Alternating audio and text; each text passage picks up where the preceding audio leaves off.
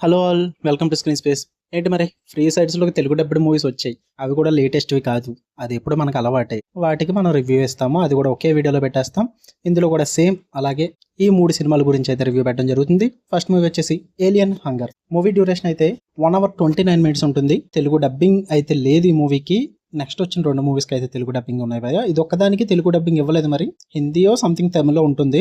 English sub titles అయితే చూడొచ్చు. Movie story plot వచ్చేసి ఎందుకు వస్తారో దేనికి వస్తారో తెలియకుండా స్పేస్ లోంచి అయితే ఒక స్పేస్ క్రాఫ్ట్ వచ్చి భూమి మీద పడుద్ది. అందులోంచి ఏలియన్స్ బయటకు వచ్చి మనుషుల్లాగా కాస్ట్యూమ్స్ వేసుకున్నట్టుగా ఉన్న ఏలియన్స్ అయితే వస్తాయి అన్నమాట. అవి కనబడినట్టు చంపుకుంటూ వెళ్ళిపోతాయి. ఇదే స్టోరీ ప్లాట్ భయ్య. ఇక నాకు ఎలా అనిపించింది అంటే మూవీ విషయానికి వచ్చేస్తే ఏం చెప్తాం ఎన్నని చెప్తాం. ఇలాంటి కాన్సెప్ట్లు తీసుకుని ఏం చేద్దాం అనుకుంటారో తెలియదు కానీ ఒక కంటెంట్ ఉండదు, స్టోరీ క్రియేటివిటీ ఉండదు, అండ్ ఆ సీన్ టు సీన్ రైటింగ్స్ అయితే చాలా డంబ్ ఉన్నాయి. విజువల్ ఎఫెక్ట్స్ అయితే ఘోరం భయ్యా. ఓకే, ఒప్పుకుంటా ఇదేం 2025 మూవీ ఏం కాదు, 2017 మూవీ. బట్ ఆ విజువల్లీ ఏలియన్స్ చూపించిన విధానం అయితే చాలా వర్స్ట్ వే అయితే ఉంటుంది. అండ్ వాళ్ళు ఎందుకు వచ్చారో తెలియదు, సడన్గా వచ్చేస్తారు ఒక క్యాంప్ దగ్గరికి, అక్కడ మనుషులను చంపేసుకుని తినేస్తూ ఉంటారు. ఆ కాన్సెప్ట్ అయితే సరిగ్గా బిల్డ్ అవ్వలేదు. అండ్ అక్కడ క్యారెక్టర్స్ కూడా చాలా డంబ్ ఐడియాస్, చాలా చిరాకు సీన్స్ అయితే చేస్తూ ఉంటాయి అన్నమాట క్యారెక్టర్స్ పరంగా. అండ్ వేరే అండర్ డెవలప్డ్ అని చెప్తా నేను. ఏలియన్స్ చూపించిన విధానమే చాలా వర్స్ట్ ఉంది భయ. మేకప్ ఆర్టిస్టులు కానీ అదంతా కూడా చాలా చిరాకు తెప్పిస్తారు. ఎందుకంటే ఒక మనిషి బట్టలు వేసి జీన్స్ జాకెట్ వేసేసి వాళ్ళకి అక్కడక్కడ ఫేసుల మీద ఏయో రాసేసి వాళ్ళనే ఏలియన్స్ అంటారు. అది నాకు అక్కడే ఫుల్ కామెడీ అనిపించింది. నాకు అస్సలు వర్కౌట్ అవ్వలేదు అది. మూవీ స్టార్ట్ అంటే ఎక్కడ కూడా ఇంట్రెస్టింగ్ అనిపించలేదు, గ్రిప్పింగ్ గా కూడా అనిపించలేదు. దీనికి బదులు ఈ ఏలియన్ హంగర్ కు బదులు ఏలియన్ కోవెనెంట్ కానీ, ప్రొమోథియస్ కానీ చాలా మూవీస్ ఉన్నాయి. ఏలియన్ సిరీస్లు కూడా చాలా ఉంటాయి. వేరేవి చూసుకోండి, మంచి రేటింగ్ ఉన్నవి. ఇలాంటి తక్కువ రేటింగ్ ఉన్న మూవీస్ నేను రివ్యూ పెట్టడమే ఎక్కువ. ఇంకా అది బాగుందని చెప్తానేమో అని మీరు ఆశిస్తే అది వేస్ట్ అని చెప్తా. ఈ మూవీ అయితే నాకు నచ్చలేదు. 18+ భయ్యా. స్టార్టింగ్ మీకు ఎక్స్పీరియన్స్ సీన్స్ గట్రా ఉంటాయి. ఇక నెక్స్ట్ మూవీ విషయానికి వచ్చేస్తే అటామిక్ అపోకలిప్స్ అనమాట. ఇది కూడా 2018 మూవీ. ఇది తెలుగులో అవైలబుల్ గా ఉంది. తెలుగు డబ్బింగ్ పర్లేదు, బాగానే ఉంది. మూవీ డ్యూరేషన్ అయితే 1 అవర్ 44 మినిట్స్ అయితే ఉంటుంది. స్టోరీ ప్లాట్ వచ్చేసి ఒక అటామిక్ అపోకలిప్స్ అయితే జరుగుద్ది సముద్రం దగ్గర. దాని తర్వాత మొత్తం భూమి మీద అంతా కూడా రేడియేషన్ ఎఫెక్ట్ కానీ, ఆటోమిక్ ఎఫెక్ట్ కానీ ఇదంతా ఎక్కువగా ఉండడం వల్ల జనాలు సర్వైవ్ అవ్వడానికి చాలా ఇబ్బంది పడుతుంటారు అనమాట. దాని తర్వాత ఏం జరిగింది, ఎన్ని డేస్ సర్వైవ్ అయ్యారు, వీటన్నిటి చుట్టూ నడుస్తుంటుంది అనమాట మూవీ అన్నది. ఇక ఈ మూవీ విషయానికి వచ్చేస్తే ఇది కూడా వర్కౌట్ అవ్వలేదు. ఇది ఇంకా కళాఖండం అని చెప్తా.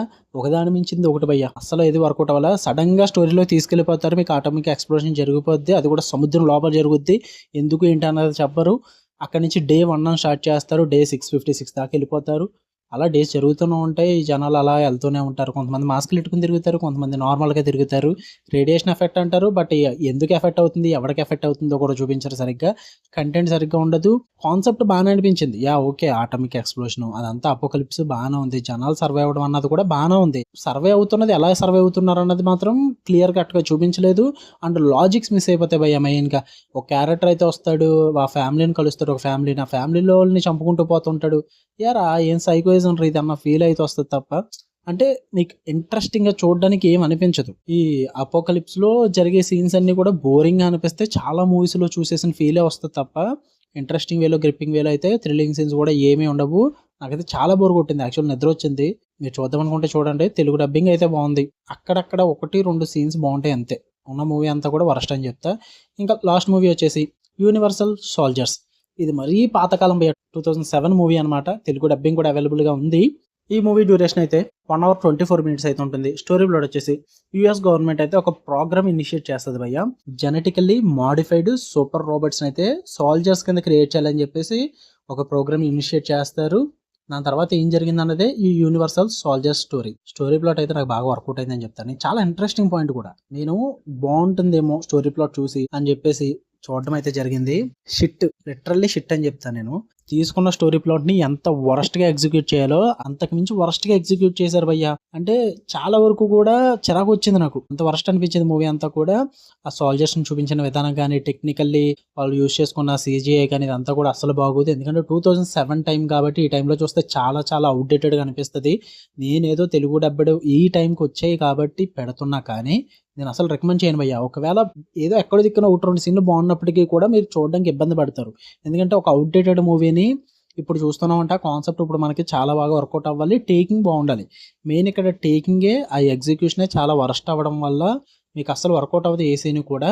అంటే అదంతా సీన్ అంతా కూడా, ఆ సినారియో అంతా కూడా మిలిటరీ సినారియో కానీ, CIA సివిలియన్స్ చూపించిన విధానం కానీ ఏది కూడా అంతగా వర్కౌట్ అవ్వదు. అండ్ క్యారెక్టర్స్ని ప్రజెంట్ చేసిన విధానం అయితే చాలా చిరాకుగా ఉంటుంది. అండ్ బ్యాడ్ యాక్టింగ్ అని చెప్పాలి.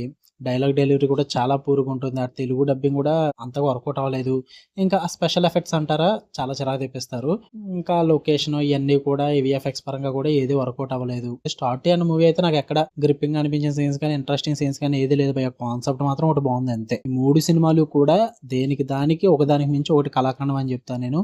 ఏది కూడా చూడాల్సిన పనే లేదు. అవాయిడ్ చేసేయండి. జస్ట్ లీవ్ ఇట్ అంతే. ఎందుకన్నా మంచి మంచి movies and web series suggestions కావాలంటే మన ఛానల్ ఓపెన్ చేయండి. అందులో ప్లేలిస్ట్లు క్రియేట్ చేసి ఉంటాయి. విజిట్ చేసి అందులో మూవీస్ ఉన్నాయి, వెబ్ సిరీస్ ఉన్నాయి. మంచిగా అవి చూసి ఎంజాయ్ చేయండి.